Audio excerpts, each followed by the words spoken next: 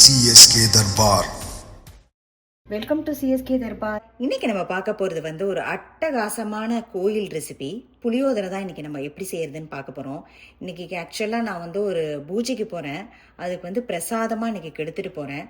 யூஸ்வலாக புளியோதரையில் வந்து வெங்காயம் பூண்டு போட மாட்டாங்க, சில பேர் போட்டு செய்கிறாங்க. அதுவும் கோயில் புளியோதரைனா கட்டாயம் வெங்காயம் பூண்டு கிடையாது, பூஜைக்கு சேர்த்துக்கிறதுங்கிறதுனால. ஸோ அது எப்படி செய்யலான்னு பார்க்கலாம் வாங்க.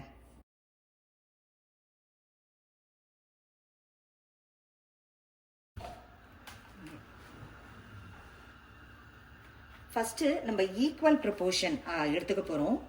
மிளகு 2 டீஸ்பூன், கடுகு 2 டீஸ்பூன், அப்புறம் எள்ளு 2 டீஸ்பூன், மூணுமே ஈக்குவல் ப்ரொப்போர்ஷன் எடுத்துக்க போகிறோம். 2 டீஸ்பூன்.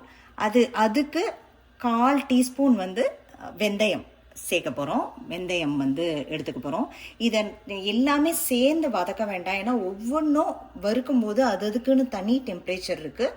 ஸோ நம்ம வந்து தனித்தனியாக ஒவ்வொன்றுத்தையும் வறுத்து எடுத்துக்க போகிறோம். ஃபஸ்ட்டு எண்ணெய் சட்டியை வச்சுக்கிறோம். 2 டீஸ்பூன் மிளகு ஃபஸ்ட்டு வறுத்துக்கிறோம். கோயில் புளியோதரைனாலே மிளகு ஸ்மெல் தாங்க மெயின். ஸோ அதனால் மிளகை நல்லா வறுத்து எடுத்துக்கிறோம்.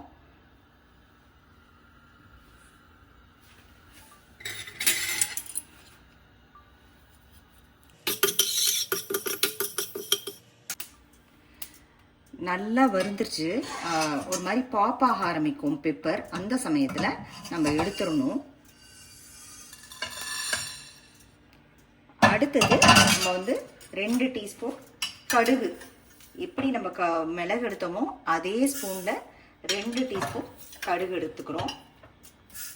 அதை தனியாக வறுத்துக்கிறோம்.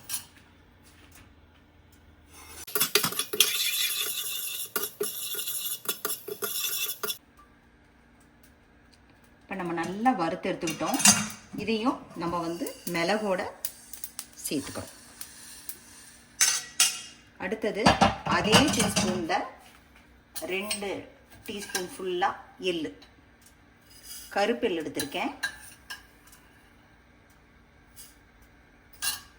இதையும் நம்ம நல்லா வறுத்துக்க போகிறோம். நல்லா வறுத்துட்டோம் எள்ளை. இப்போ அதையும் மிளகு கடுகோட சேர்த்துக்க போகிறோம். அடுத்தது அதே டீஸ்பூனில் 1/4 டீஸ்பூன், நம்ம இத்தனை நேரம் 2 டீஸ்பூன் போட்டோம், 1/4 டீஸ்பூன் தான் போடணும். ஏன்னா அதுக்கு மேலே போட்டிங்கன்னா வெந்தயம் கசக்கும். ஸோ 1/4 டீஸ்பூன் மட்டும் போட்டு அதையும் வறுத்துட்டு போகிறோம். யூஸ்வலாகவே எல்லாத்தையும் சேர்த்து போட்டு வறுத்துறாதீங்க. ஏன்னா ஒவ்வொன்றுத்துக்கும் தனி டெம்பரேச்சர் இருக்குது. ஒன்று அதிகமாக வறுத்துரும், ஒன்று கம்மியாக வறுத்துரும்.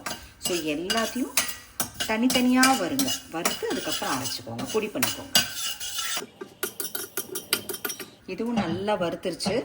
இதையும் நம்ம அந்த 3 சேர்த்துக்கிறோம். இப்போ இதை நல்லா பொடி பண்ணி எடுத்துக்கிறோம். நான் இந்த மிஷின் வந்து பொடி பண்ணுறதுக்குன்னே வாங்கி வச்சுருக்கேன், அமேசானில் கிடைக்கிறது. ஸோ இதில் வந்து நம்ம பொடியை வந்து பண்ணுறதுக்கு ரெடி பண்ணிக்க போகிறோம். இந்த பொடியை தான் நம்ம புளியோதரை பண்ணுறதுக்கு யூஸ் பண்ண போகிறோம்.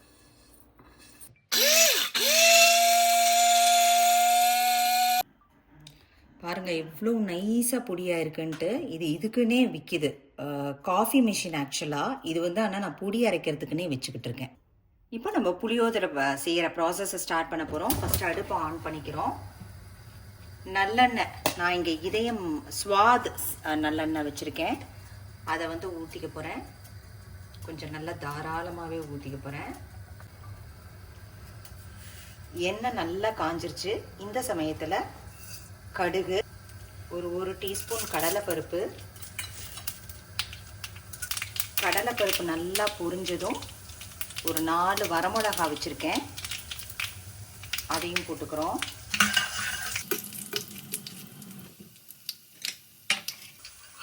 ஒரு 2 to 3 டீஸ்பூன் கடலை, அதையும் நம்ம இதோடு சேர்த்து நல்லா வறுத்துக்க போகிறோம்.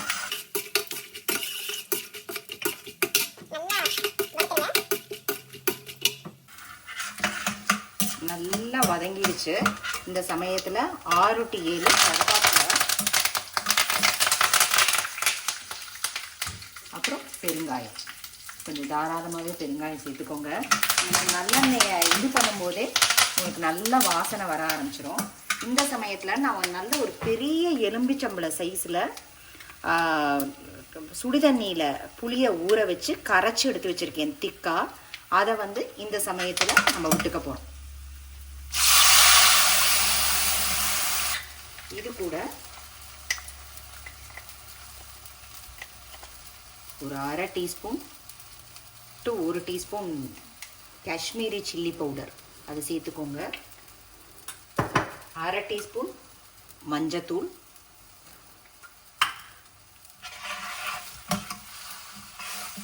அப்புறம் உப்பு.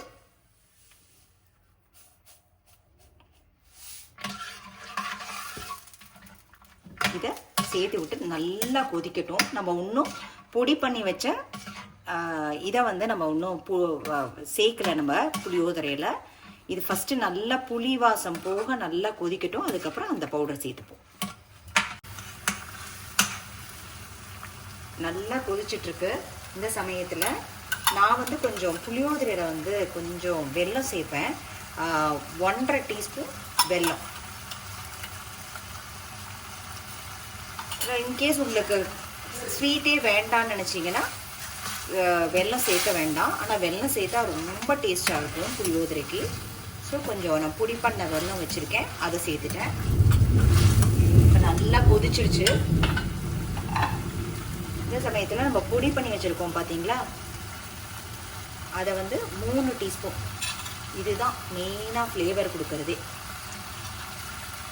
இந்த மிளகு, கடுகு கூட ஒரு 4 teaspoon போட்டுக்கலாம். எல்லாம் சேர்ந்ததுன்னா அவ்வளோ டேஸ்ட்டாக இருக்கும். நல்லா இது கொதிக்கணும். கொதிக்க கொதிக்க ரொம்ப நல்லாயிருக்கும். திக்காக கொதிக்கணும். அது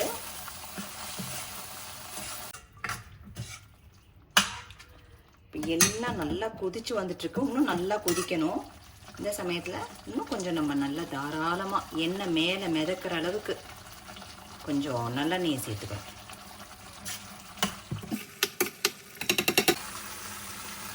பாருங்கள் எப்படி கொதிச்சிட்ருக்குன்னு. நல்லா எண்ணெய் வந்து மேலே கதக்குது. அப்படி இருக்கணும். அப்போ தான் வந்து நீங்கள் ஷெல்ஃப் லைஃப்பும் லாங்கராக இருக்கும். நீங்கள் வந்து இந்த அளவுக்கு பண்ணினாதான்.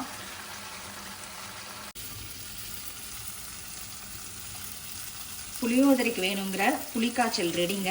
சூப்பராக ரெடியாக இருக்குது. இனிமேல் சாதத்தில் வச்சு கலக்க வேண்டியது தான்.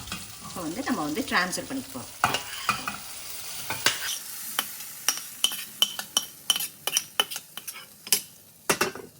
இப்போ நம்ம ரைஸ் எடுத்து வச்சுருக்கோம். ரைஸ் வந்து பாஸ்மதி ரைஸ் வந்து நான் வேக வச்சு எடுத்துருக்கேன்.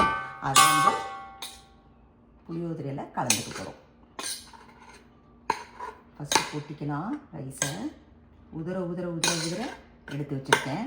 நான் யூஸ்வலாக பாஸ்மதிக்கு 1 டம்ளர் பாஸ்மதிக்கு 2 டம்ளர் போட்டு கொஞ்சம் எண்ணெயை விட்டுருவேன். ஸோ தட் அப்போ தான் உதிர உதிர வரும்னு சொல்லிட்டு எண்ணெயை விட்டுருவேன். நான் இன்றைக்கி 3 டம்ளர் ரைஸ் வச்சுருக்கேன்.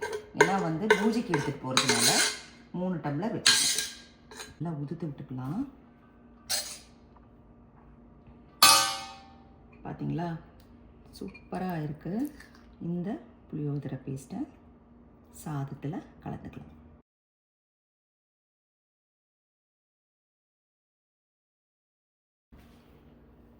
சைமல்டேனியஸாக நம்ம வந்து தாளித்து வச்சுருக்கோம். கடலையும் வேர்க்கடலையும் கருவேப்பிலையும் நல்லெண்ணெயில் தனியாக வேற அதையும் இது கூட சேர்த்துக்கிறோம். நிறைய கடலை இருந்ததுன்னா ரொம்ப நல்லாயிருக்கும். ஸோ அதையும் சேர்த்துக்கிறோம்.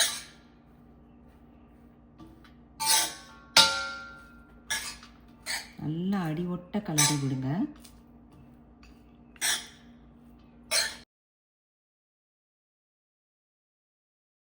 சுவையான அட்டகாசமான கோயில் புளியோதரை ரெடி. தேங்க்ஸ் ஃபார் வாட்சிங்.